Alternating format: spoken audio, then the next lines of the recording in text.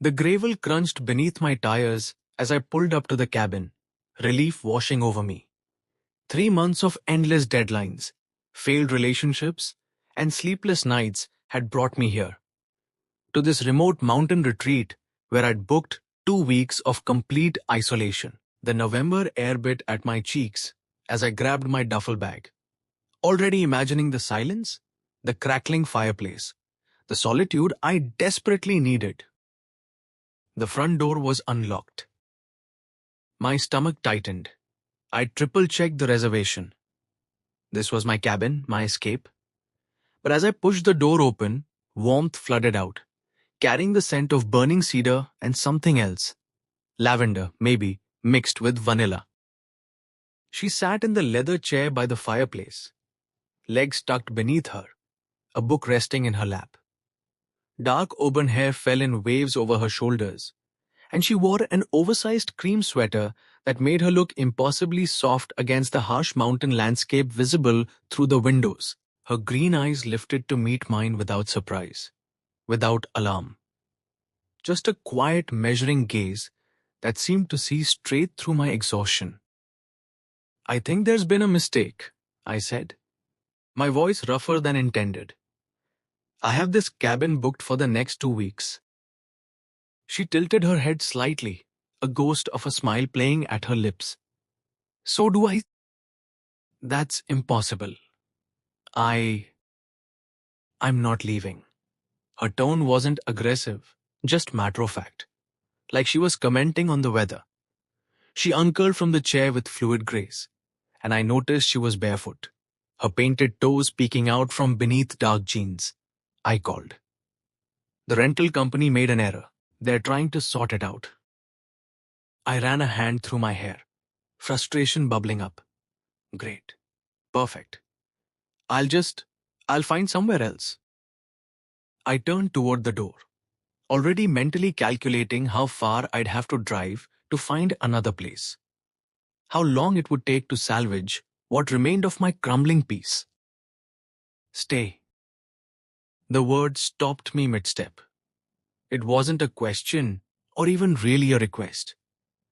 Just that single syllable, spoken with such quiet certainty that my feet seemed to root themselves to the wooden floor. I looked back at her, and something had shifted in her expression.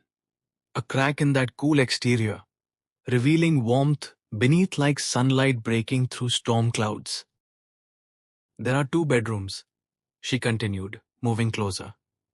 "The cabin's big enough. And honestly," she paused, studying me with those penetrating eyes, "you look like you need this place as much as I do. Maybe more." Something in her voice, in the way she held herself, simultaneously distant and inviting, made the refusal die on my tongue. Against every logical instinct, I found myself nodding. "Okay," I said, "I'll stay." Her smile deepened just slightly, and I felt the first tremor of something I couldn't name. Her name was Elena, and she moved through the cabin like water, fluid, quiet, present, but somehow untouchable. That first night, we established an unspoken rhythm.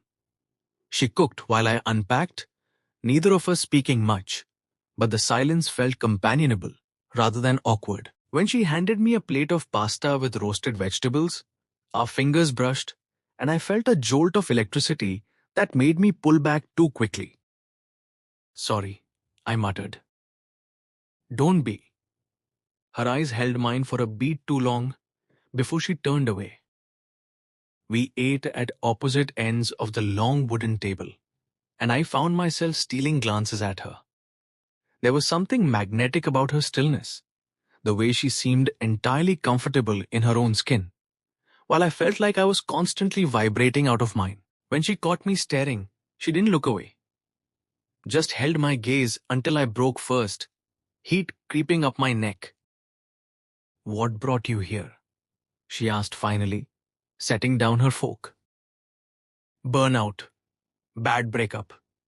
The usual existential crisis." I tried to make it sound light, but it came out hollow. She nodded slowly. The world has a way of demanding pieces of us until there's nothing left to give. Exactly. I leaned forward, surprised by how perfectly she'd articulated what I'd been feeling. What about you? Similar, different details, same exhaustion. She stood, gathering our plates. I needed somewhere no one could find me. Somewhere I could remember who I am when I'm not performing for everyone else. I understood that completely. As I helped her clean up, our arms brushing as we moved around the small kitchen, I felt something building between us. Not quite attraction, not quite friendship, but something heavier, more inevitable. Later, I lay in my bed listening to the wind howl outside, trying to ignore the awareness that she was just one room away. Sleep came fitfully, haunted by dreams of green eyes and half smiles.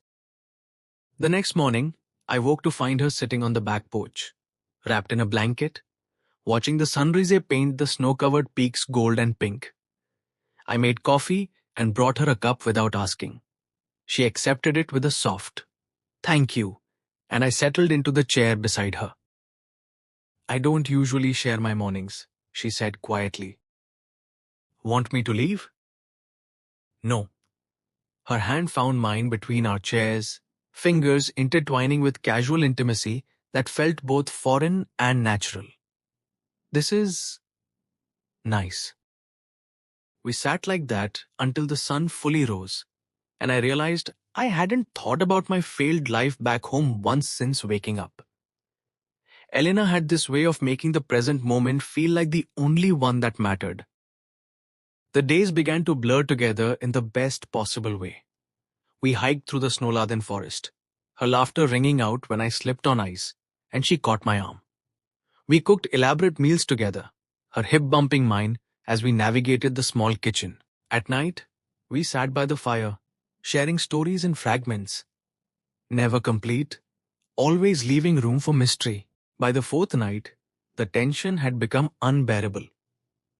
We were pretending, both of us, that the charged atmosphere between us was normal, that the lingering touches and loaded glances meant nothing. I watched her read by the firelight, the way the flames cast shadows across her face, and I wanted nothing more than to cross the room and finally break this invisible barrier we'd constructed. "Tell me something true," she said suddenly, closing her book. "Something you've never told anyone." I swallowed hard.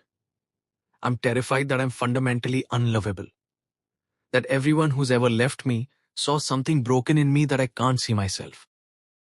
The words hung in the air between us, raw and vulnerable. Elena set her book aside and stood, crossing to where I sat on the couch. She knelt in front of me, her hands coming to rest on my knees, and the touch sent fire through my veins. "You're not broken," she said softly. "You're just human. And humans are messy and complicated and beautiful in ways that scare people who aren't ready for depth." "Is that what you are? Ready for depth?" Her eyes darkened. "I think I've been waiting for it." The first kiss was inevitable, soft and searching, testing boundaries we both knew we were about to demolish. When she pulled back, her breath was ragged, eyes wide with something between wonder and fear. "We should stop," she whispered, but her hands were already sliding up my chest. "Should we?" I pulled her closer, and she came willingly, straddling my lap with a grace that made my breath catch.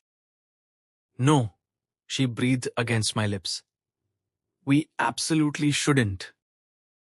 This time when we kissed, there was no hesitation.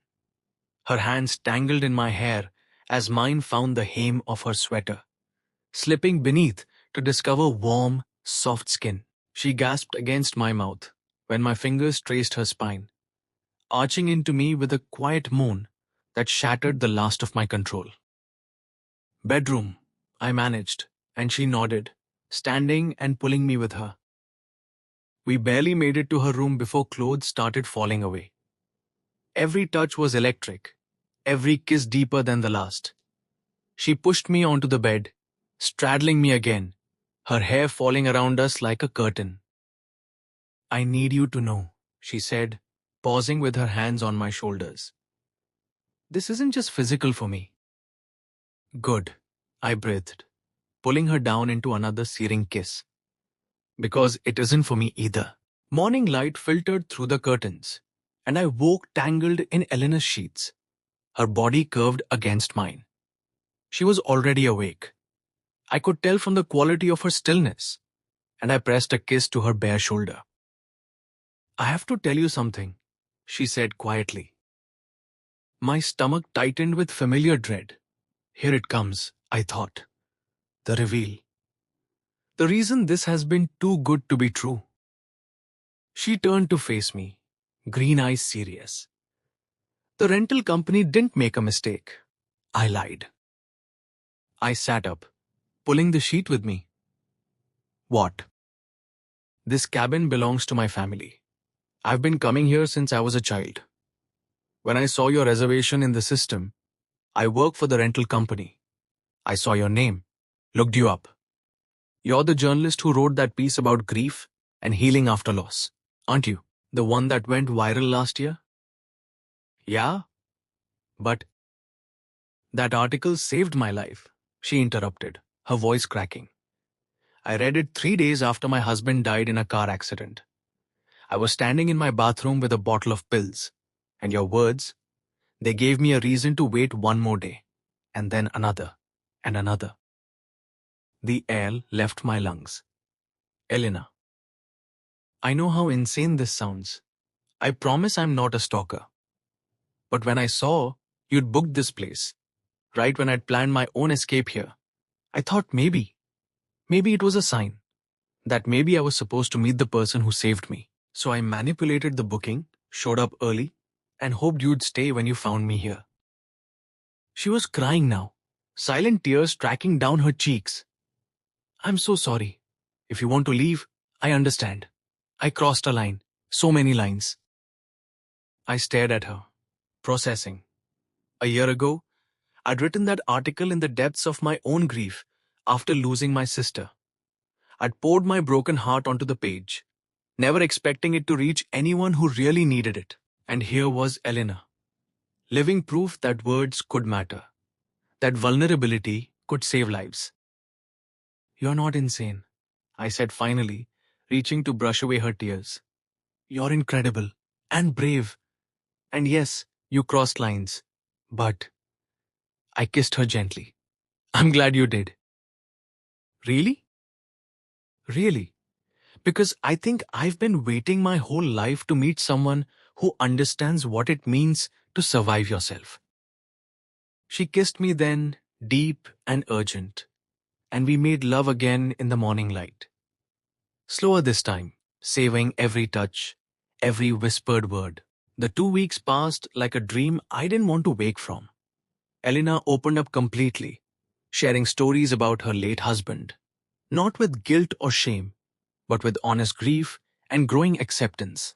I told her about my sister, about the darkness that had consumed me after her death, about writing that article at 3 in the morning in a desperate attempt to make meaning from loss.